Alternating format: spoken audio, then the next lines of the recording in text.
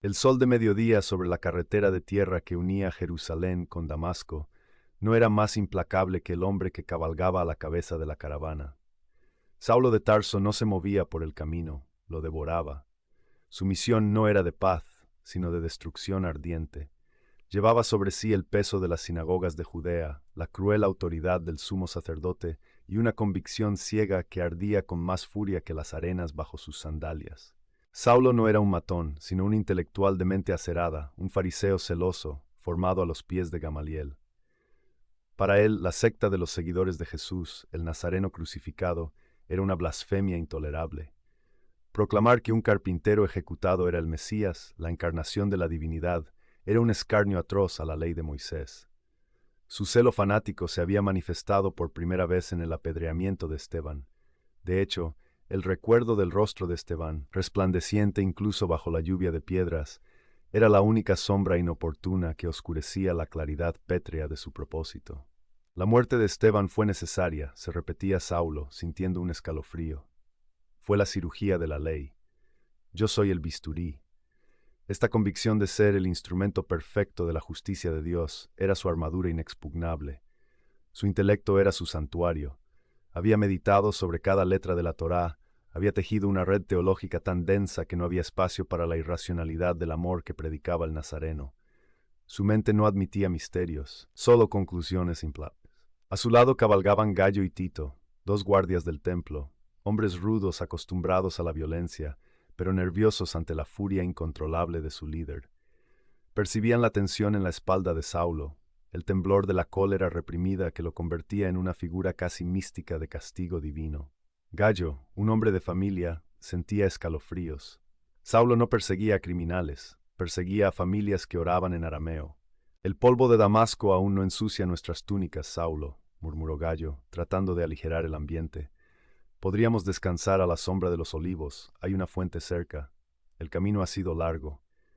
Saulo giró la cabeza, y su mirada fue como una cuchillada de hielo. ¿Descansar, Gallo? Mientras la peste de esta herejía se extiende, infectando cada sinagoga y cada casa, cada minuto que perdemos es una victoria para esos débiles de voluntad.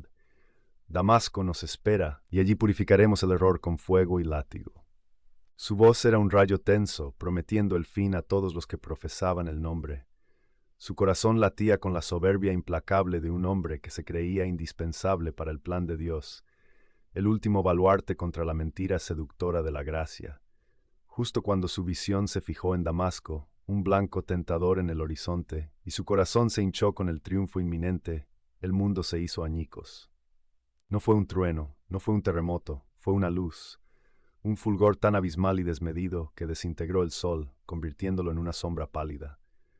Esta luz no tenía fuente, no proyectaba sombra, era la presencia misma. No era la luz creada del Génesis, era la luz increada, el ser esencial de Dios, una radiación de la verdad que quemaba toda falsedad. Era dolor puro, una presencia aplastante que no quemaba la piel, sino la certidumbre misma de Saulo, deshaciendo la lógica de sus 30 años de estudio en una fracción de segundo. Los caballos relincharon con un terror que era más que animal, revolcándose y cayendo. Tito gritó, un sonido agudo e infantil. Gallo se encogió en el polvo, cubriéndose los ojos, solo viendo blanco, como si el universo lo hubiera cubierto con una sábana de cal. Saulo, el hombre de la voluntad inquebrantable, fue golpeado con una fuerza celestial, cayendo de bruces sobre el polvo. Sintió el peso incalculable de la santidad presionándolo contra la tierra. En medio de ese estruendo luminoso que lo enceguecía y lo aturdía, una voz resonó. No era el grito de un ejército, sino un susurro que llenaba el universo, hablado en el arameo más íntimo y profundo, aquel que su madre le había susurrado al oído y que Saulo había creído reservado solo para Dios. Saulo, Saulo, ¿por qué me persigues? El impacto no fue el del sonido, sino el de la pregunta. La acusación no venía de un tribunal, sino del centro de la verdad. Saulo había pensado que estaba persiguiendo la traición. La voz implicaba que estaba persiguiendo a la divinidad. Su orgullo titánico se desmoronaba en el polvo. Se retorció, tratando de justificar sus acciones, de citar la ley, pero las palabras se convirtieron en ceniza en su boca. Yo lo hice por ti, por el templo. ¿Quién eres, Señor? Su voz, antes un látigo, era ahora un graznido patético, la confesión de un hombre que se da cuenta de que ha estado luchando contra el viento. El título Señor fue una admisión de derrota total, una palabra que ningún fariseo usaría para un blasfemo, y la respuesta lo destruyó y lo creó en el mismo aliento. Yo soy Jesús, a quien tú persigues. El nombre. La ironía cruel y la verdad abrumadora se clavaron en su alma. El crucificado estaba vivo, y no solo vivo, sino que la voz lo implicaba directamente. Perseguir a esos débiles, a esos parias, era perseguirle a él. Saulo sintió el dolor de la traición cósmica. Él, el campeón de la ley, había sido el enemigo más feroz de ese mismo Dios. Su celo era un crimen, su fe una farsa sanguinaria. Se dio cuenta de que el amor de Esteban mientras moría no era humano, era un reflejo de esta luz. Dura cosa te es dar coces contra el aguijón. La voz de una misericordia infinita y triste le reveló su propia lucha interna, el aguijón. La punzada de duda sobre la justicia de Esteban. Saulo se había estado autolesionando al luchar contra la verdad que inconscientemente ya conocía. Finalmente la luz se retiró, no con un desvanecimiento, sino con la sensación de una mano que se aleja. El silencio regresó, pero era un silencio nuevo, lleno del eco de la voz. Gallo y Tito se levantaron, sus rostros cenicientos, estaban sordos y desorientados, pero no ciegos. Vieron a Saulo, el hombre imponente que había liderado su marcha, ahora arrodillado, temblando. «Saulo, ¿qué ha pasado? ¿Estás herido?» «Hemos oído una voz, pero no hemos entendido el lenguaje», preguntó Tito, sus manos temblando. Saulo intentó levantarse, extendió la mano. Todo era negro, absoluta, total negrura. El hombre que había sido iluminado por la verdad había quedado físicamente ciego. Era un castigo y una bendición extraña, forzado a la oscuridad para poder ver de verdad. «Llevadme», susurró Saulo, la voz un hilo. «No puedo ver. Llevadme a Damasco, a la casa de Judas». Gallo y Tito, incapaces de comprender la revolución teológica que acababa de ocurrir, lo ayudaron a subir, no como a un líder, sino como a un niño herido. El gran perseguidor era ahora un trofeo de la gracia, conducido a Damasco, no como un conquistador, sino como un prisionero. Los 3 días de la oscuridad y la agonía del alma. El viaje de entrada a Damasco fue la antítesis de la marcha triunfal. El gran perseguidor fue guiado por sus aterrorizados guardias, cojeando, humillado, su ropa cubierta de polvo y el terror en su alma. La gente de Damasco, que esperaba al inquisidor, vio un espectáculo lamentable, un fariseo ciego, arrastrado. En la casa de Judas, Saulo pasó 3 días de tinieblas y ayuno. Su ceguera era su desierto personal, su purga. No era el tormento físico lo que lo doblegaba, sino el bombardeo incesante de la verdad.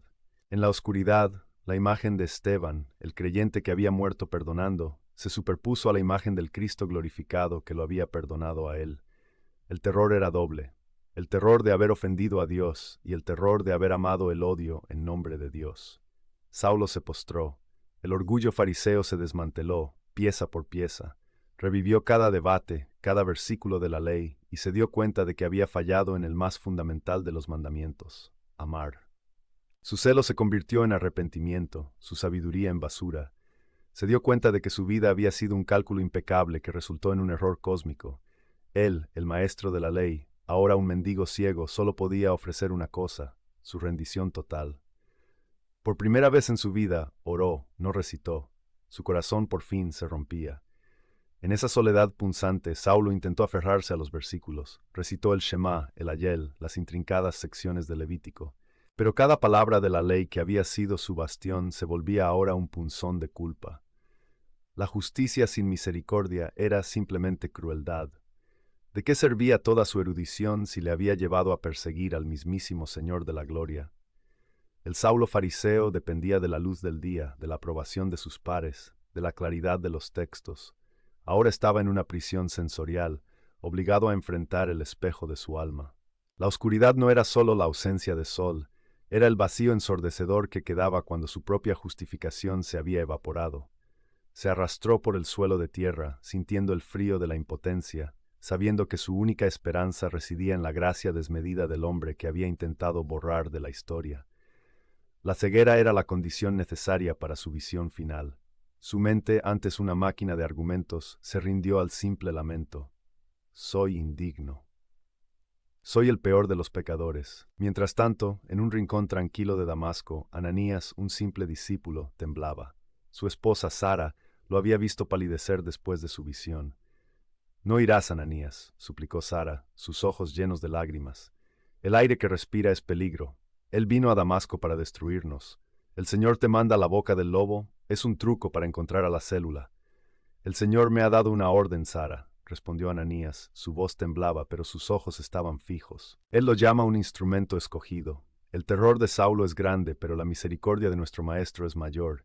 Si él puede amar y perdonar a tal hombre, si puede usar a su enemigo más temible, entonces su reino es infinito. Ananías se armó no con una espada, sino con la lógica del amor, la única que podía desarmar a Saulo. Se cubrió con su talit y partió. La calle derecha, normalmente un hervidero de comercio y vida, parecía sospechosamente silenciosa para Ananías. Cada sombra le parecía un potencial guardia del templo, cada ruido, el heraldo de la captura. El terror era lógico, pero la obediencia era sublime. Llevaba el mandato divino en el corazón, pero el miedo humano en las venas. Al girar la esquina hacia la casa de Judas, sus pasos vacilaron.